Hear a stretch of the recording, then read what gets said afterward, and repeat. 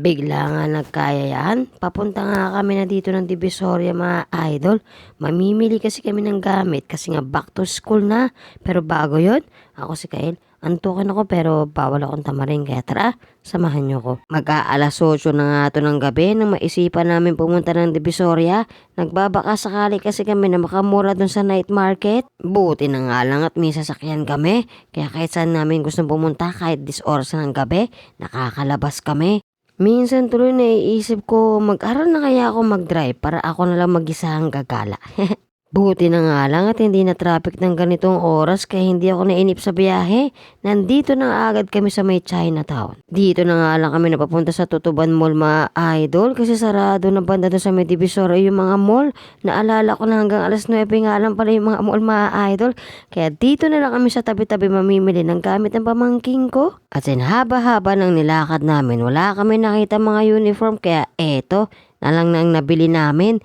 Kinabukasan nga nagkayayaan na lang kami papunta ng Quiapo. Baka sakali doon makakita kami ng murang uniform. Buti na nga lang linggo to hindi ganoon ka-traffic.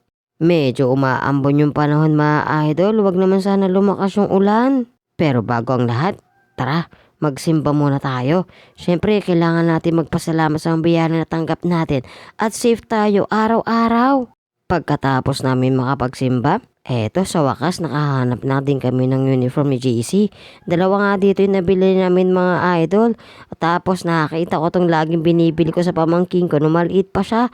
Etong laruan na to. Marami pa rin namimili ng ganitong araw kasi nga pasukan na bukas. At kahit na gaano kahaba pa yung pila, nung sa may cashier, tinaga pa rin ng nanay ko para maibili lang niya yung apo niya. Habang hinihintay nga namin si mama, hinahanap ko tong dalawa na to. Yung pala nakatambay pogi dun sa may ibaba. Medyo nauuhaw na nga ako dyan kaya sabi ko kay Pretty, kunin mo na yung inumin ko dun sa kuya mo at uuhaw na talaga ako. Hindi kasi ako maalis ng walang dalang tubig mga idol, uhawin kasi ako. Nang matapos kami makapamili, nakaramdam na ng gutom yung mga kasama ko kaya eto, nagyaya na silang kumain. Buti pa rito, may chicken burger solo. Doon sa lugar namin wala. Pero parang lugi yata ako. Bakit ako na naman ang taya sa pagkain ngayong araw na to?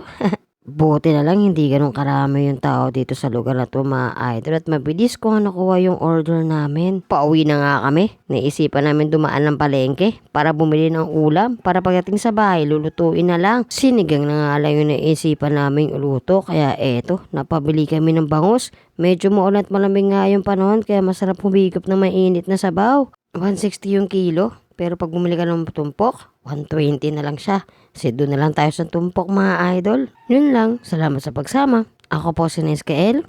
Ingat po tayong lahat.